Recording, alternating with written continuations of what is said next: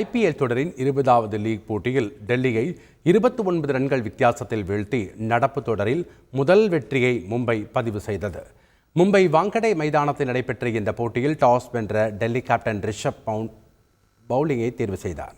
முதலில் பேட்டிங் செய்த மும்பை அணிக்கு முன்னாள் கேப்டன் ரோஹித் சர்மா அதிரடி தொடக்கம் தந்து 49 ரன்களில் ஆட்டமிழந்தார்.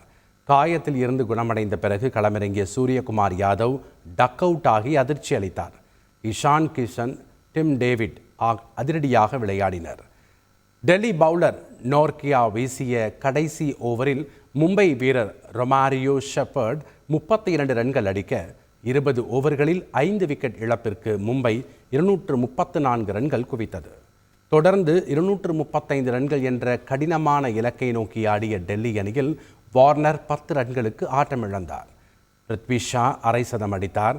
அபிஷேக் போரல் 41 ரன்களும் ஷா 66 ரன்களும் எடுத்து வெளியேற தனியொருவனாக சிக்சர்களை விளாசி ஸ்டப்ஸ் போராடினார். எனினும் தேவைப்படும் ரன் விகிதம் அதிரடியாக இருந்தது. 20 ஓவர்கள் முடிவில் டெல்லி 8 விக்கெட் இழப்பிற்கு 205 ரன்கள் மட்டுமே எடுத்தது. ஸ்டப்ஸ் 25 பந்துகளில் 71 ரன்கள் எடுத்து ஆட்டமிழக்காமல் இருந்தார். போட்டியில் 29 ரன்கள் வித்தியாசத்தில் வெற்றி பெற்ற மும்பை நடப்பு IPL தொடரில் முதல் வெற்றியை பதிவு செய்தது. மும்பை பவுலர்கள் கோயட்ஸி 4 விக்கெட்டுகளையும் பும்ரா 2 விக்கெட்டுகளையும் வீழ்த்தினர். செய்திகளை உடனுக்குடன் தெரிந்து கொள்ள உடனே சப்ஸ்கிரைப் பண்ணுங்க.